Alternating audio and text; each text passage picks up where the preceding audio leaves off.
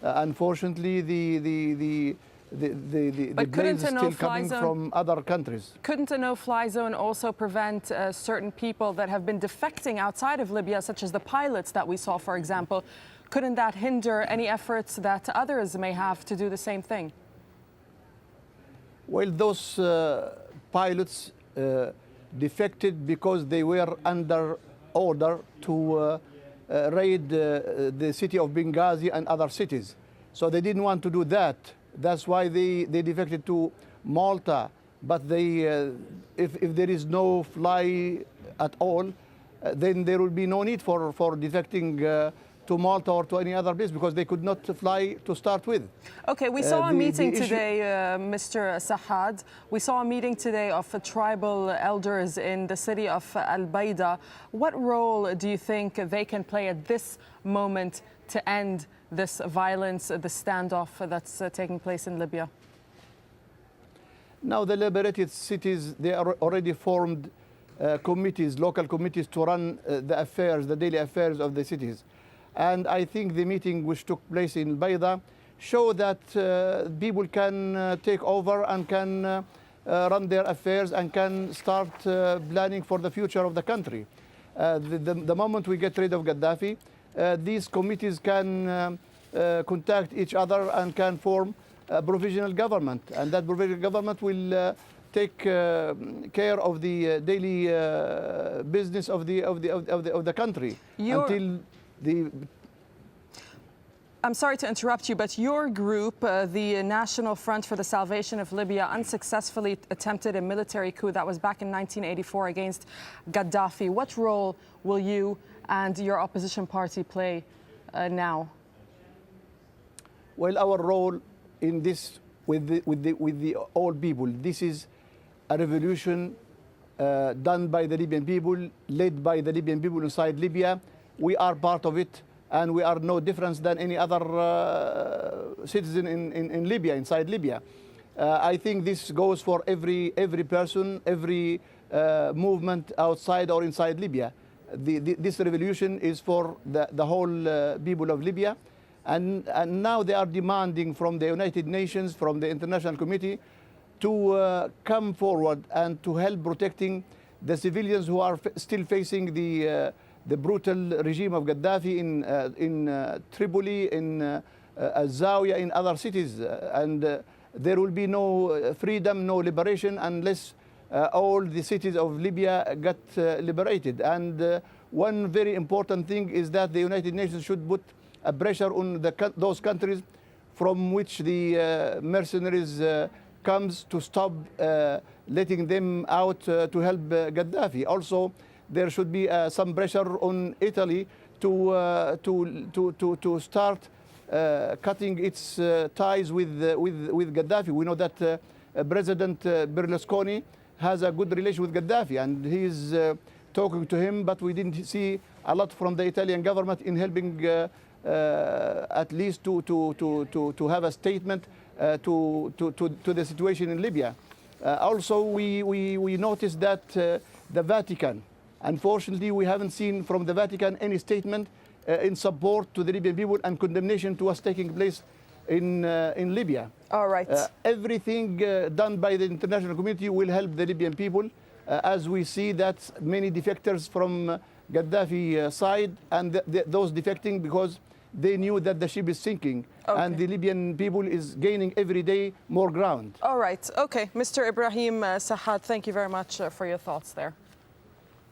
Well, the violence in Libya has more than 20 countries scrambling to evacuate their citizens that are based there. And there are more than 100,000 expats living and working in the country, many in the energy, construction, or the health sector. Neighboring Tunisia, for example, had at least 30,000 nationals in Libya. More than 7,000 have been able to leave so far. Around 30,000 Chinese were living in Libya before the crisis began.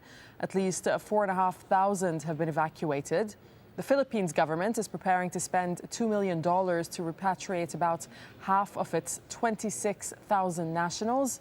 India has sent a ship to Benghazi to evacuate the first of its 18,000 citizens that are in Libya. Also, an Italian military plane has been evacuating UN staff from the country. It landed at a military airport outside Rome. That was on Thursday.